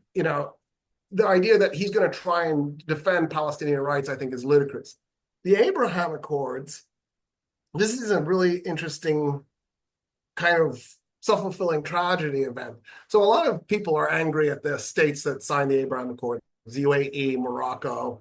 First of all, a lot of states had already, I shouldn't say a lot, Egypt had already normalized relations with Israel to a large degree. So it wasn't like the Abraham Accords was the first to break through that. The idea behind the Abraham Accords, and whether you like it or not, this is the idea, was that if you started dialogue and trade and started getting Israelis to travel more freely and connected, that eventually the Israelis would calm down Mhm. And then some way down the road, 20 years, 40 years from now, a solution might be arrived at for the Palestinian people. That was the hope. I think one of the great tragedies of the way the Israelis are behaving is that I don't know how you can go back. Like the if the Israelis needed vengeance and needed to kill some Palestinians for what happened on October 7th, that was probably done by October 20. Oh yeah. Like there was no reason to keep going past that if Yep. your goal was just vengeance. At this point, I think the word genocide is the only word that's available. And war crimes and crimes against humanity are the charges that need to be brought up in the World Court and the ICC. And so unless something dramatically changes in Israel, I don't know how the Abraham Accords get set back into place. One of the reasons I'm saying this is at some level, the Arab world kind of forgot the Palestinians. Obviously not truly forgot them, but they had just, they had allowed blinders to go on and they were ready to let it go. Yep. And now there's a bunch of 20-year-olds and 10-year-olds and 30-year-olds who are going, oh my God, this can't go on. And I don't care if you're a monarchy or a tyranny, there's no way you can ignore that large of a portion of your population and their position on this. And like one of the interesting things about the UAE is they spend a lot of effort trying to figure out what their people believe and what their people think, which is shockingly democratic for an They do a lot absolute of polling over there. I remember when I was living there, yes. we were always sending out nonstop. polls. Yeah. And the goal is the monarchy doesn't want to get this wrong. They want to make sure they know what the people want, and they want to make sure that the people are happy, which for the record, I think is actually the role of a state, right? I don't think the monarchy is wrong for doing this. And I can't imagine that there are too many Emiratis or immigrants who are living in the UAE who are looking at the situation going, yeah, this is okay. I think the Israelis should just continue doing this. This is definitely the case in Saudi Arabia as well. And so the idea that Saudi is going to just turn around and normalize relations as soon as the violence ends, I think is off the table. I don't see how that's going to happen. And so the irony of all of this is if there was a path for peace going forward, the actions of the Israelis, I think, have eliminated that to a large extent, which is a tragedy in and of itself, because then what happens? What's the solution? How does this end? What does anybody gain from any of this? There's no clear path to making it so that Israel can live in peace. There's no clear path towards solving the problem for the Palestinians. All I see is genocide and mayhem and chaos. Well, I suppose if Netanyahu continues down this particular path, he changes the facts on the ground, we end up with a greater Israel, and eventually he'll have to push out remnant Palestinian communities to make that happen. So rather than being an apartheid state, it'll be a Jewish-only state. And I think that that's really what Netanyahu and his inner sanctum are working on, because by any other logic, you're right. I mean, killing so many people when the initial outrage for October 7 was executed quite efficiently by October 20, as you say, why continue? What is the point of driving such a military juggernaut into Gaza, into southern Lebanon, and maybe even beyond? Because we don't know when the end point is going to be. So look, it's a tragedy. It looks like a state that's in its death throes, lashing out and attacking everything it can as it goes down, which is frightening, scary. It's upsetting. It's worrisome for so many reasons. What was the point in attacking Lebanon? They've been doing attacks in the West Bank. Why would you expand this? Why would you keep attacking Iran? Why would you keep attacking Iraq and Syria? Like this looks crazy. One of the interesting things, because I like to look for parallels, is that in the 1980s, South Africa was at war with just about every single neighbor. It was in Angola fighting. It was in Namibia fighting. There were cross-border raids into Zambia and Zimbabwe. I mean, this was Mozambique was in this. This was an insane event for South Africa to fight so many different battles at the same time. And it became increasingly clear that the South African economy couldn't withstand this, that at some point South Africa was going to break. And so that's why in 1987, F.W. de Klerk began the secret negotiations with the ANC, because something had to give. The difference between the United States and between Israel and South Africa is that the United States blindly backs Israel every step of the way, and Trump will continue that policy. So even though, if you look at the data coming out of Israel, Israel's economy is in ruins. If it wasn't for the United States, it would have collapsed by now. It can't sustain a one-year-long war. So there's nothing to force Netanyahu to the peace tables, because there's nothing that the United States is doing to make peace possible. And that's, I think, the other tragedy of this. It's like you're in a codependent relationship with this person, and you're the, they're abusing drugs, and you're the one supplying them with the heroin, and not doing anything to stop it, and wondering why they're in so much trouble. Okay, switching our attention to Asia, Trump has indicated that he might not guarantee Taiwanese independence from Chinese rule, were Xi Jinping to make a play for this vitally important island state. Do you think that this spells the beginning of a grand bargain between China and the US under Trump, the creation of a tense but stable Sino-American condominium? And bear in mind all the things that we said earlier about the interdependence between China and the United States. It would ultimately be a rational move to try to patch things up with China and cohabit, however imperfectly, as opposed to ratchet up for a likely war, right? So, yeah, there's a couple of things at stake. Well, one of them is, do the Taiwanese want to rejoin mainland? And, every election in Taiwan seems to indicate that it's a constantly shifting population, right? There's some elections they want more connection to the mainland, some they want less. But I think it's pretty consistent they don't want to be reunified with the mainland at this point. So the fact that the United States gets to make that decision and that the Taiwanese don't is always a little bit disappointing, because, in my ideal version of the universe, people would get to determine their outcome.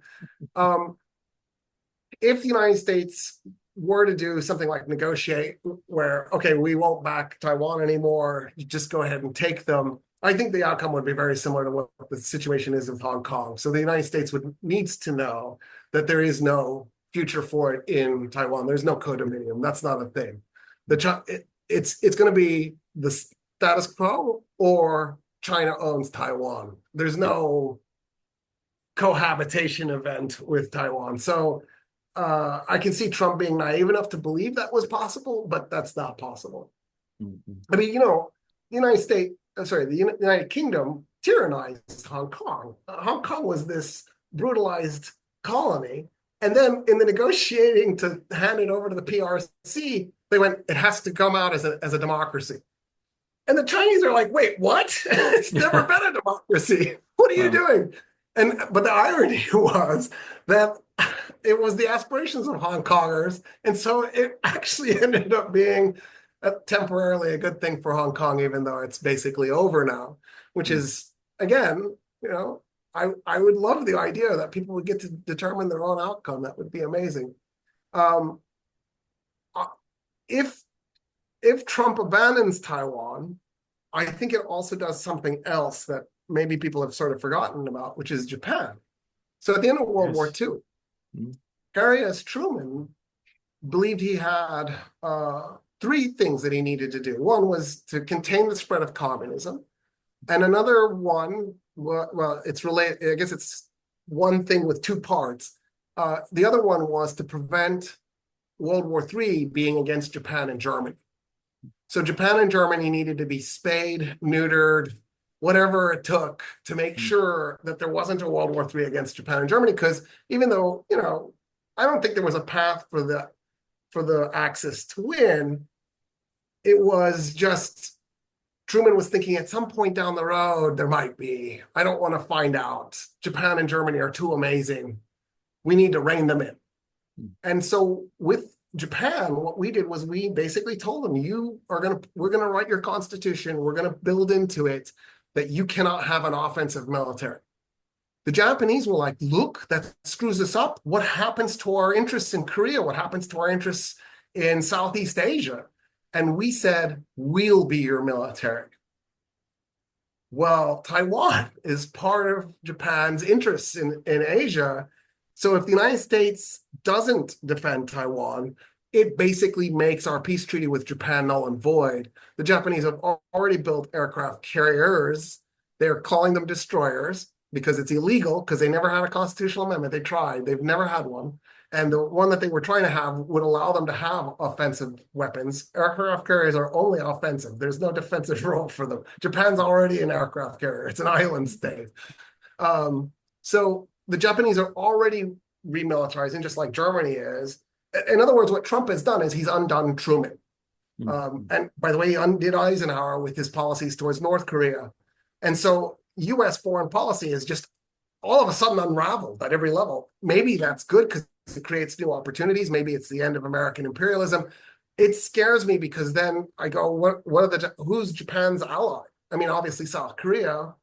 Australia. Yeah. But then that makes me think the Japanese have no choice but to go for the nuke.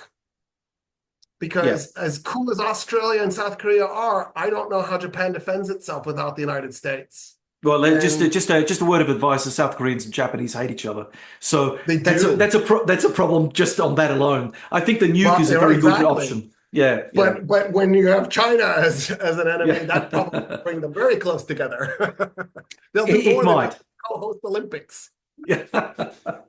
Okay, so if America under Trump, say hypothetically speaking, doesn't defend Taiwan, does this make the Philippines a far more vulnerable target of Chinese intimidation in the near term? It is, after all, like with Japan, a treaty ally of the US. So it'd be quite a prize for the Chinese to give the Philippines a bit of a pounding. They don't have much of a military. Why not? I mean, that's just it. So then what happens? I think what has to happen is, ANZAC may be over, and New Zealand and Australia need to find new partners. And I guess the most logical partners are Indonesia, Malaysia, the Philippines, Japan, South Korea, and build an alliance in the Western Pacific and try and defend yourselves. Vietnam has to be in that, obviously. Maybe Thailand will be open to it, but I just don't see how you replace the 350-pound, 70 IQ child of England. Like it's this muscle man that has just created so much stability and instability at the same time. It's done awful, cruel things. I mean, what we did in Cambodia, what we did in Guatemala, you can list them. But at the end of the day, there was also stability that it created, and it's scary to think that all that's going to be left behind is the chaos. So I think Australia needs to be scrambling for new answers. No, we got AUKUS. We don't need any answers. That's the beginning and the end of our answer, right? So ANZUS, the treaty, stays in place, although it's pretty irrelevant. But AUKUS is the new big thing down here, and we don't want to even think about the fact that maybe Trump won't see what's in it for him. We just assume that we've stood by our American mates through thick and thin for much of the Cold War till today, maybe going back to World War II and all that palaver. But that's enough to guarantee that the Americans will not abandon us under any circumstance. Now we have another transactional leader, and one that has a far bigger sway over American politics than he did in his first term. I'm not so sure whether or not our thinking has to stay as it is. I think we need to start thinking that the Americans under Trump may not be the reliable elephant in the room, 70 IQ or not, and that's just the reality of it. But the mob in Canberra, they got no concept. They just think, oh no, carry on regardless. And look, how bad can it possibly be? I mean, I remember having a chat with one guy who, again, he was very good with mollifying concerns about the Australia-America relationship. We've been there through thick and thin. Everything's going to be fine. World War II, blah, blah, blah. That sort of American-Australian camaraderie is always there. And yes, under more stable circumstances, it was. And we could trade off that. we don't live in that world anymore, Dorothy. Yeah, it's like, where do we get off thinking that there is a continuum when obviously there is now discontinuity that is actually at the heart of most relationships internationally? Okay, last two questions. And look, Roy, I have to say, I appreciate the fact that you stayed with us for as long as you have. It has been well, we'd say a bonza, really good conversation. But these last two questions, and then you're on your own. You can go and put your feet up and relax.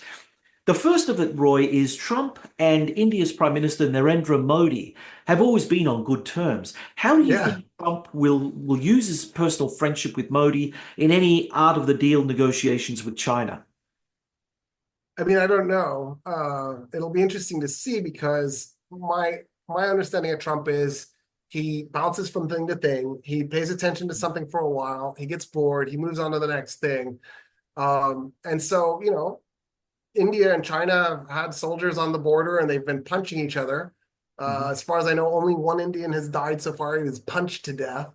The fact that there's pressure in that direction, is obviously concerning, because they're two big powers, both have nukes, not a great combo. Fighting over a piece of worthless border territory, which makes you go, why? Just baffling, constant baffling. So at the end of the day, I just can't see Trump being a reliable ally even to Modi, even though he likes him. He says the same anti-Muslim things that Trump is saying, where Muslim ban, Modi would love to do a Muslim ban. India has built concentration camps. It's unclear who they're for. I'm sure Trump is talking to his friends about how many concentration camps and where to put them. So they have so much in common. I just think you'd be a fool to think, first of all, if you look at U.S.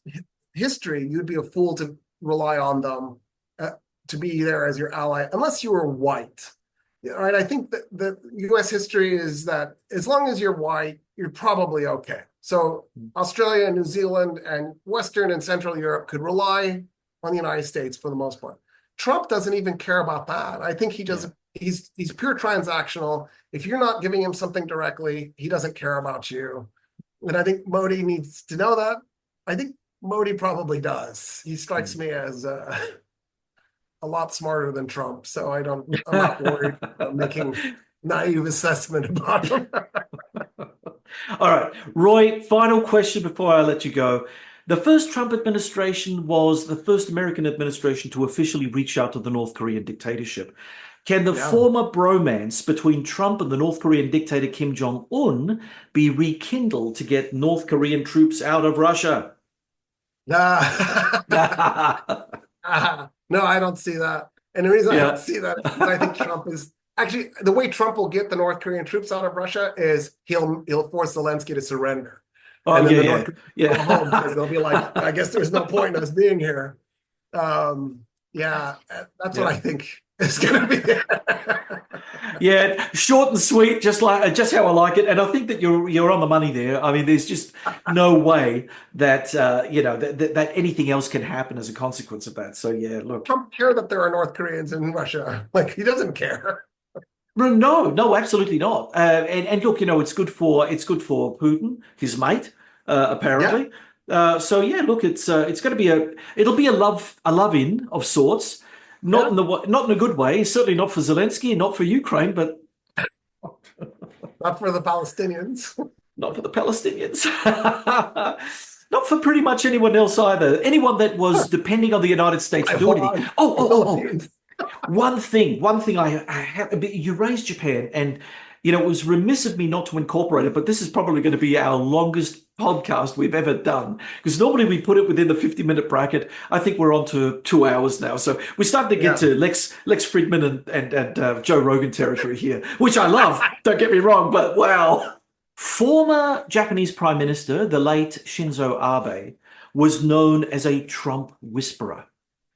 Now, he seemed to make peace with the fact that Trump is going to do certain things, but what we're going to do is try to work around him, work around him, whisper in his ear, and everything is going to be okay. And kind of, Yeah. it did work out that way. But he was the only one in the entire international frame, outside of the autocrats who Trump loved, who could manage Trump's expectations, or at least Japan's expectations of Trump.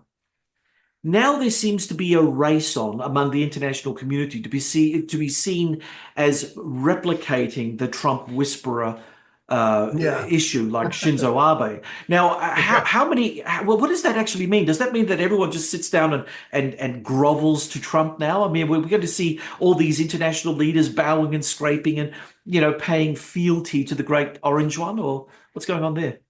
Yeah, so I think there's also a little bit of naivete in this. Everybody thinks they're going to become the Trump whisperer. They're going to pull off a Shinzo Abe, Yeah. and the tragedy is they won't be completely wrong. From what I can tell about Trump is he usually goes with the opinion of the last person he talked to. So, if Macron goes and meets with him, he's all about Macron and we're the best friends. I know him very well. And he goes Yeah. on and on about how great he is. And then the next thing you know, he's talking to, Macron to Le Pen, and she's telling him what a horrible person Macron is. And he's like, yeah, that Macron, he's terrible. And I think that's the great tragedy of world leaders is they all are naive, not all, but many are naive enough to think they can manage him, just like somebody from actually it was from Austria in the 1930s, and that just didn't work. But everybody thought he's an idiot. We'll be able to manage him. He's so easy to manipulate. We'll stroke his ego, and that didn't work. And I think the fact that people don't learn from history drives me crazy. Start paying attention to the patterns a little bit. Maybe you'll learn something from them and then apply them into the future. Pick up a book, read. Oh my It's God! there. Why not?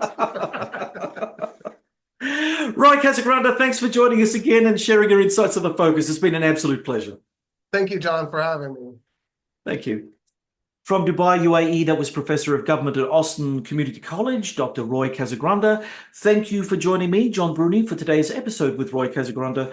Check out the links in our show notes to learn more about Roy and connect with him on social media. Now, on to questions for the audience.